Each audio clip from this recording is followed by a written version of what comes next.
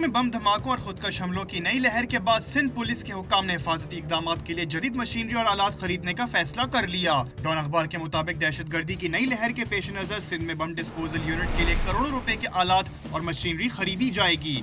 इससे सिंध पुलिस की तारीख की सबसे बड़ी खरीदारी करार दिया जा रहा है। फैसले का मकसद बम डिस्पोजल यूनिट की धमाका खेज मवाद को गैर मौसर बनाने की सलाहियत को बढ़ाना है। 5 जदीद रोबोट्स की खरीदारी भी मंसूबे में शामिल है, जिनकी मालियत 5 करोड़ रुपए है। रोबोट थर्मल और इंफ्रारेड कैमरों, मुख्तलिफ सेंसर्स और सिग्नल जाम करने की सलाहियत का हामिल है। 50 किलो वजी रोबोट्स मुसलसल 10 घंटे काम कर सकता है। ये बम की तलाश के बाद फायरिंग, पानी या जैमर्स के जरिए उसके सर्किट को नाकारा बना देता है। रोबोट के अलावा जो आलात खरीदने का फैसला किया गया है, उनमें जेब में रखने वाले जैमर्स, बम तलाश करने के आलात, तहफ़्फ़ुज़ और तकनीकी मदद फराहम करने के लिए 5 नई किट्स, 48 सेफ्टी चश्मे, 14 दूरबीनें और दूसरी मशीनरी शामिल है। सामान की खरीदारी के लिए मकामी और बैनुल अक़वामी सप्लायर्स से बोलियां तलब कर ली गई हैं। खरीदारी के लिए रकम सिंध पुलिस की सालाना बजट से हासिल की जाएगी। बम डिस्पोजल यूनिट के एहलकारों की सलाहियतें बढ़ाने के लिए बरतानवी फौज से ट्रेनिंग और FBI से तकनीकी महारत दिलवाने का फैसला भी किया गया है।